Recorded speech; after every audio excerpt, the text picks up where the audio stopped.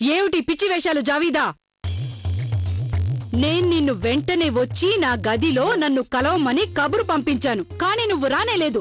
అంటే దానికి నేనేమనుకోవాలి? నిన్ను కలుసుకోవాలంటే నేనే స్వయంగా నీ గదికి రావాలన్న నీ ఉద్దేశం? అదేం కాదత్తయ్య, నేను బయటికి రాలేని స్థితిలో ఉన్నాను, అందుకే రాలేకపోయాను. నీకు బయటికి రాలేని పరిస్థితా? నువ్వు పని పాట లేకుండా పొద్దుట్నుంచి భవనమంతా తిరుగాడుతూనే ఉంటావు, కానీ నా దగ్గరికి మాత్రం నువ్వు రాలేకపోయావు. అదే కదా నువ్వు అంటున్న విషయం జావీదా? అసలు నీ మొహం అలా ముసుగులో ఎందుకు దాచుకున్నట్టు? తీసేదాన్ని. జావీదా, నేను మళ్ళీ చెప్తున్నాను, నువ్వు కప్పుకున్న ముసుగు తీసేయమని. జావీదా, ముసుగు తీయమంటుంటే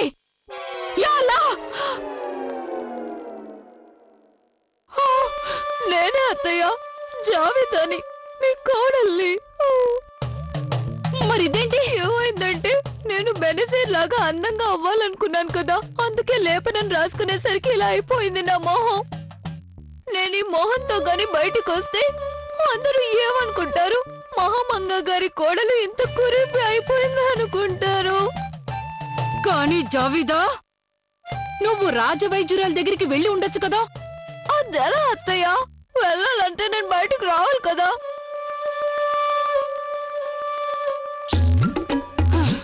పోలే తల్లి, ఈ మొహంతో నువ్వు బయటికి వెళ్ళకపోవటమే మంచిది. లేదంటే ఆ వైద్యురాలు కళ్ళు తిరిగి పడిపోయేది, ఆవిడికి వైద్యం చేర్చడానికి ఇంకో వైద్యురాల్ని పిలిపించవలసి వచ్చేది.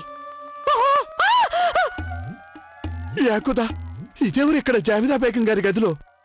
ఇది నేనే రేషం ఖాన్. అమ్మా నాన్నలు నీకేదో పేరు పెట్టే ఉంటారుగా. తను జావీదాని రేషం. యాకుదా, జావిదా బేగం ఇలా అయిందా? బెనజీర్ అవ్వాలనుకున్నాను, ఇలా కురూపినైపోయాను.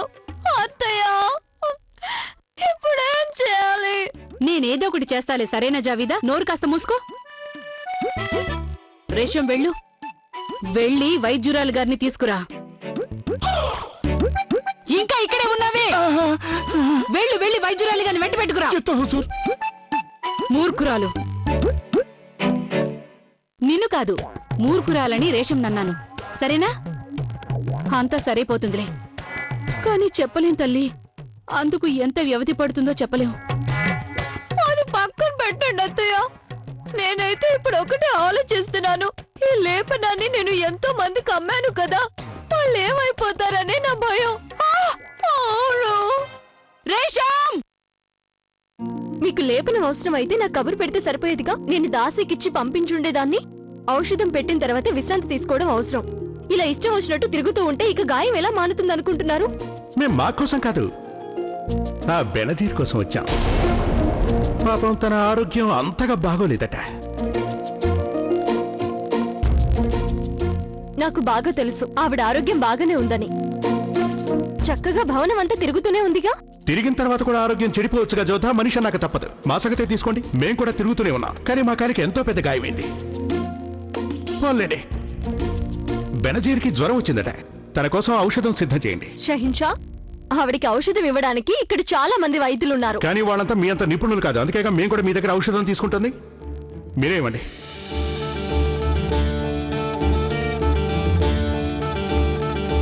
సరేలేండి, మీరు వెళ్ళండి, నేను ఔషధం సిద్ధం చేసి పంపిస్తాను. మేము ఇక్కడే ఉండి అందులో వేరే ఏదైనా కలుపుతారేమో చూస్తాం. రేవా, తులసి, మిరియాలు, లవంగాలు తీసుకురా. వాటితో పాటు సన్నికల్లు కూడా తీసుకురా, నూరడానికి.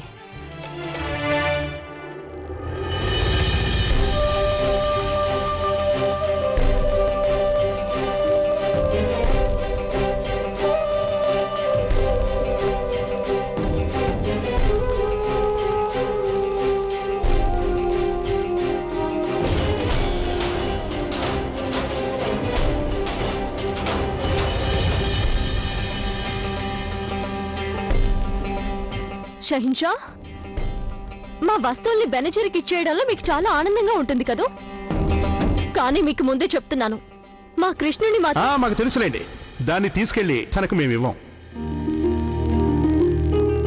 అయినా బెనజీర్కి ఆ మురళి, నెమలి పింఛం నచ్చుతాయంటారా? రేవా, ఇంకా ఆ వనమూలికలు తీసుకురావే. చూడండి, బాగా పనిచేసే ఔషధాన్ని తయారు చేయండి. అందులో ఏం తక్కువ కాకూడదు. ఆ బెనజీర్ అంటే మీకు చాలా ఇష్టం కదూ? చాలా ఇష్టం. మాకు చాలా ముఖ్యమైన వ్యక్తితనం. తను ఏ స్థితిలోనూ ఆరోగ్యంగా ఉండాలని మా అభిలాష. అయితే మాట్లాడకుండా కూర్చోండి. ఔషధం చేయడానికి వ్యవధి పడుతుంది. అయినా పర్వాలేదు, ఎంత వ్యవధి అయినా సరే మేము ఇక్కడే వేచి ఉంటాం. మేమే స్వయంగా వెళ్లి ఔషధం బెనర్జీరికి ఇస్తాం. ఆ తర్వాత హాయిగా నిద్రపోతాం. అన్నట్టు మీకు సంగతి చెప్పడం మర్చిపోయాం. మా సవతి తమ్ముడు ఇక్కడికి రాబోతున్నాడు. వారి స్వాగతానికి ఏం చేయాలో చెప్పండి. మీకు మరిది గారు, మా ఆదేశం ఏమిటంటే తమరు వారిని ఆహ్వానించడానికి హాజరు కావాలి.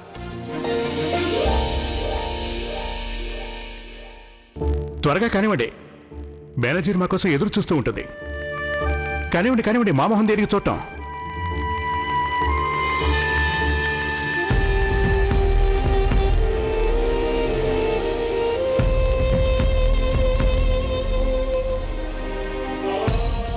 అందరి ముందు మాకు ఊయలిచ్చి మమ్మల్ని మీరు అవమానించారు. అందుకని అంత తొందరగా మిమ్మల్ని క్షమించబోం జ్యోత.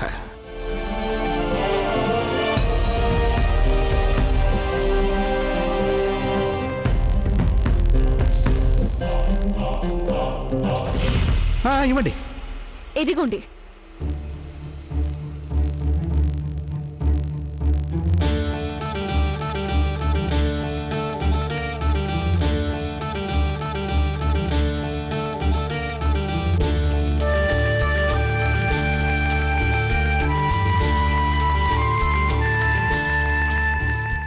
ప్రణామాలు.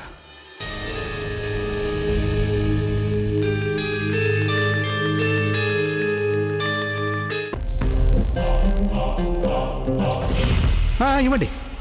ఇదిగోండి.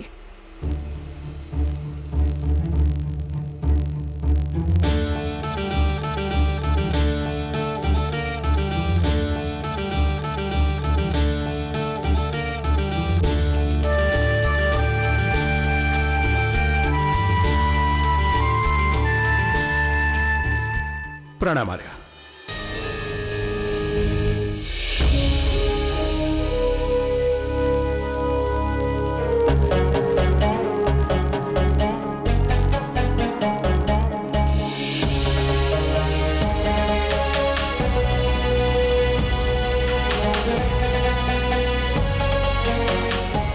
ఆదాబ్. ఆగ్రాకి మీకిదే మా స్వాగతం. దయచేయండి.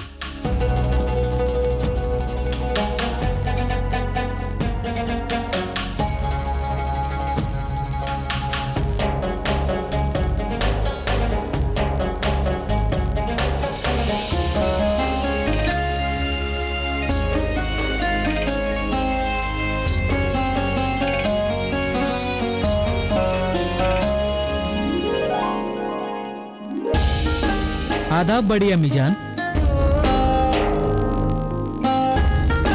సుస్వాగతం మీర్జా హకీం.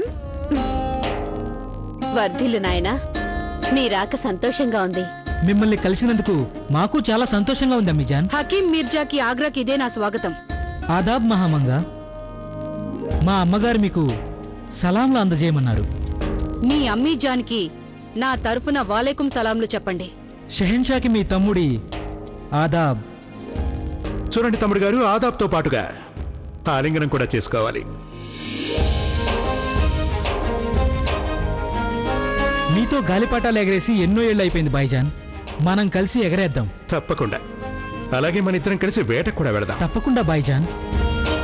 ఆదాబ్. ఆదాబ్.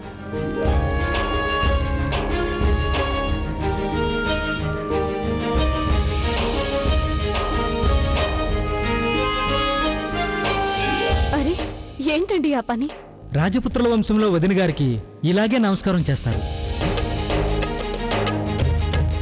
ఆ సంప్రదాయం మాకు చాలా చక్కగా తెలుసు బాబీజాన్.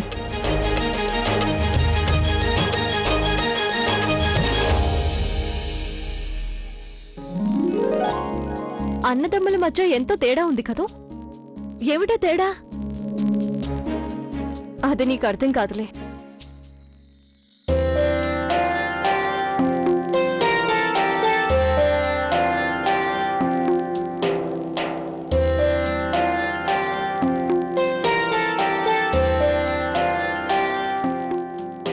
ఆదాబ్ జోదా బేగం. ప్రణామాలు సలీమా బేగం, కూర్చోండి.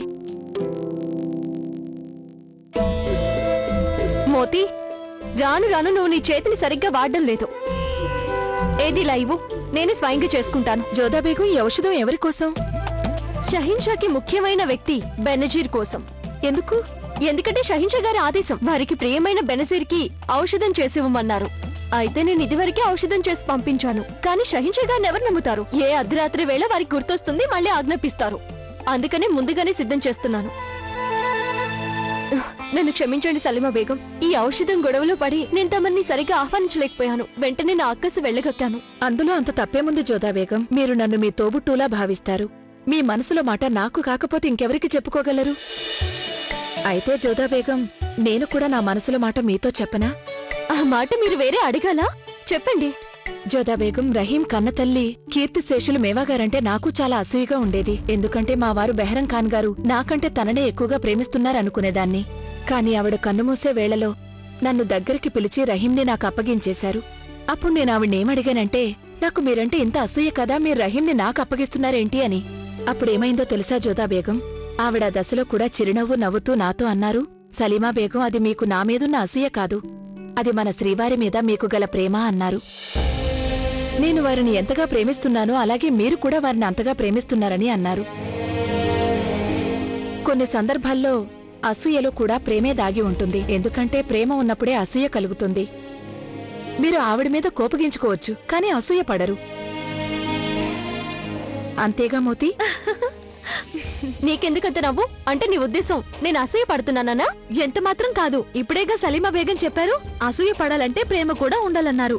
తమరికి షహిన్షా గారి మీద అసలు ప్రేమ ఉంటేగా, కానీ కోపం మాత్రం చాలా ఉంది. ఆ కోపమే ఇప్పుడు ఈ ఔషధం మీద చూపిస్తున్నారు. ఇలా ఇవ్వండి, ఆ పనేదో నేనే చేస్తాను.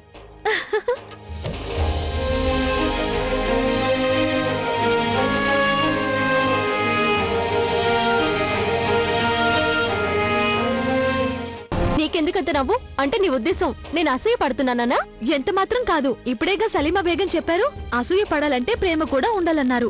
తమరికి షహిన్షా గారి మీద అసలు ప్రేమ ఉంటేగా, కానీ కోపం మాత్రం చాలా ఉంది. ఆ కోపమే ఇప్పుడు ఈ ఔషధం మీద చూపిస్తున్నారు. ఇలా ఇవ్వండి, ఆ పనేదో నేనే చేస్తాను. రహీం, ఈ కానుకను మేము ప్రత్యేకంగా మీకోసమే తీసుకొచ్చాం. దీని లోపల ఈ లోకంలోనే సాటిలేని అద్భుతమైన ఒక బొమ్మ ఉంది. తీసుకోండి. మీరిదిచ్చినందుకు శుక్రియా చెప్తున్నాం.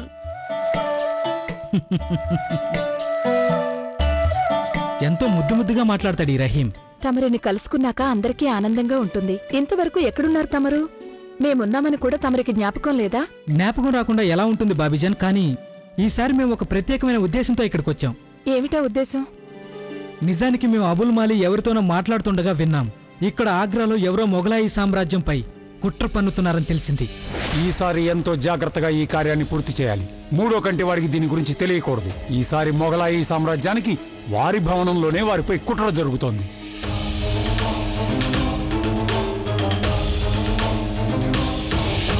ఈ సంగతి తెలియగానే వెనువెంటనే మేము ఇక్కడికి వస్తున్నట్లు వర్తమానం పంపించాం. బయలుదేరి ఆగ్రాకు వచ్చేశాం. అబుల్ మాలి కుట్ర పన్నుతున్నాడంటే అది అర్థం చేసుకోవచ్చు, కానీ ఆ కుట్రకు పాల్పడుతున్నవారు ఎవరనేది అర్థం కావడం లేదు. ఈ విషయంలో మాకు కూడా ఎలాంటి వివరాలు తెలియదు. మాకు మాత్రం ఇక ఎవరిని నమ్మకూడదని అర్థమైంది. అందుకనే బాయిజాన్ని హెచ్చరించడానికి మేమే స్వయంగా ఇక్కడికి వచ్చాం. ఇంకా ఆలస్యం దేనికి? మనం వెంటనే వెళ్లి షెహన్షా గారికి చెప్పాలి. అప్పుడే కాదు బాబీజాన్, ద్రోహానికి ఎవరు పూనుకుంటున్నారో మనకు తెలియదు. కానీ ముందుగా ఏ ప్రయత్నం చేసినా కుట్ర పన్నుతున్న వారు అప్రమత్తం అయ్యే అవకాశం ఉంది. అందుకని ఈ సంగతి మీరు మీ మనసులోనే ఉంచుకోండి. మేము రానే వచ్చాంగా. మొఘలాయి సామ్రాజ్యంపై కుట్ర పన్నే ధైర్యం, సాహసం ఎవరికుందో ఆ ద్రోహిని మేం కనిపెట్టే తీరుతాం.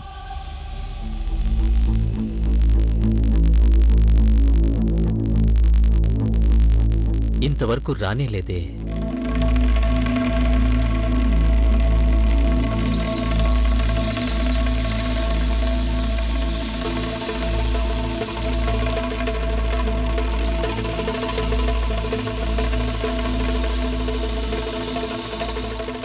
నువ్వు వస్తావని నాకు తెలుసు. తెలివైన దానివి కదా. కానీ దీన్ని నీ వెంట ఎందుకు తీసుకొచ్చావు? అదా, నాకెందుకో భయంగా ఉంది. అందుకని జాకిరా వెలుపలే ఉండిపోతుంది. నేనంటూ ఉండగా ఇంకా భయపడటం దేనికి?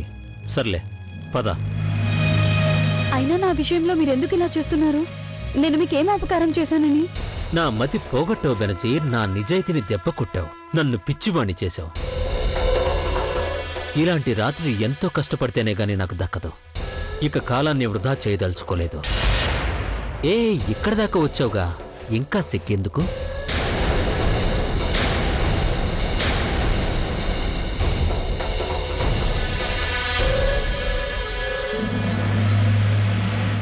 ఇక్కడికి ఇంకెవరైనా వచ్చేస్తే, మనం ఎవరికంటనైనా పడితే అప్పుడు షెహన్షా నన్ను... దాని గురించి నువ్వేం కంగారు పడకు.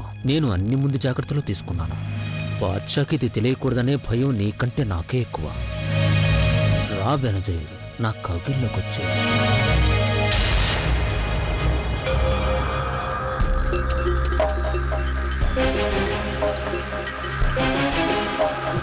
ఏదో గొప్ప పవిత్రురాలిగా ప్రవర్తించుకో.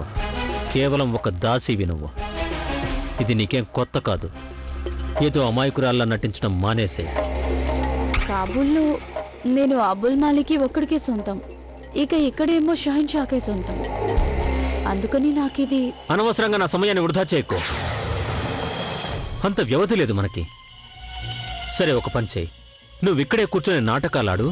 నేను ఆ వర్తమానం తీసుకొని బాద్షా దగ్గరికి వెళ్తాను. వద్దు, దయచేసి అంత పని చేయకండి. నేను మీ చింతకొచ్చేశాక.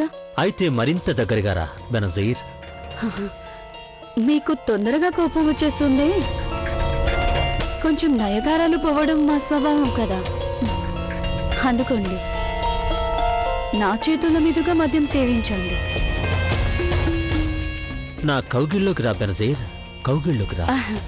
నాకు సిద్ధం కావటానికి వ్యవధి ఇవ్వండి. నేను వచ్చేసాగా అంటే ఇక మీకేగా సొంతం. చాలించు వేషాలు.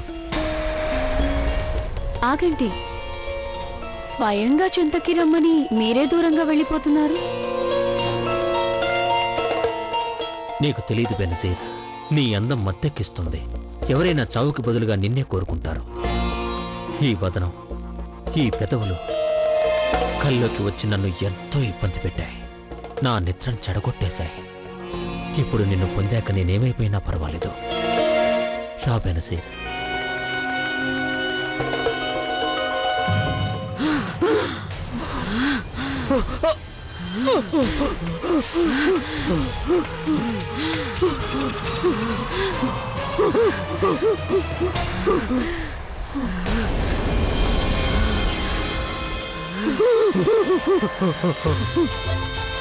దాసీతో మీరు గడిపిన ఈ కొన్ని క్షణాలు మీకు ఆనందాన్ని కలిగించి ఉంటాయి. ఇక నోరు విప్పాలని ప్రయత్నించినా కూడా వ్యర్థం.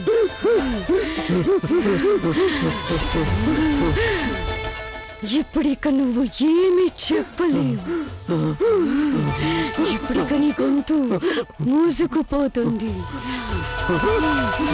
మెల్లమెల్లగా నీ ఊపిరి కూడా ఆగిపోతుంది. నన్ను పొందాలని ప్రయత్నించిన వాడు శాశ్వతంగా సమాప్తమైపోతాడు. ఇందాక నువ్వన్నది నిజమే. నాతో గడిపిన క్షణాలు నీకు మృత్యువుతో సమానమని. నా శరీరం విషం నిండిన నది లాంటిది. ఇందులో మునకాలని ప్రయత్నిస్తే ప్రాణాలతో మిగలడు. ఇప్పుడు నీకు కూడా అదే గతి. అయిపోయిందిగా బెనజీర్, మనం ఎవరికంటా పడక ముందే వెళ్ళిపోదాం పదా. నన్నే అనుభవించాలనుకున్నాడు వీడు. రారా, రాత్రి గడుపు నాతో పాటు. నా ఈ రాత్రి నీకే.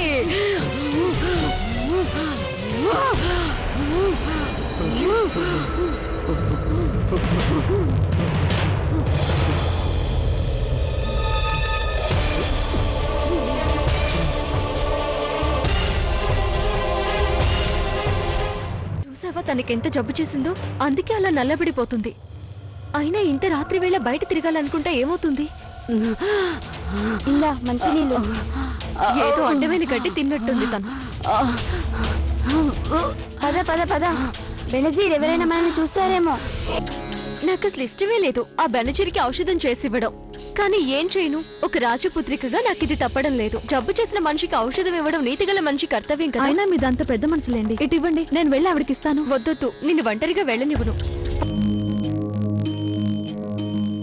ఏమైంది అతనికి? శరీరం రంగును బట్టి చూస్తే పాము విషం వల్ల ప్రాణాలు పోయాయని తెలుస్తుంది. కానీ రాజభవనంలోకి పావెలా వచ్చింది? అదే అర్థం కావడం లేదు హుజూర్. ఇంతవరకు ఎన్నడూ ఇలా జరగలేదు. క్రమం తప్పకుండా భవనాల్ని తోటల్ని తనిఖీ చేస్తూనే ఉంటారు. ప్రాణాంతక పాములు రాకుండా చూసుకుంటారు.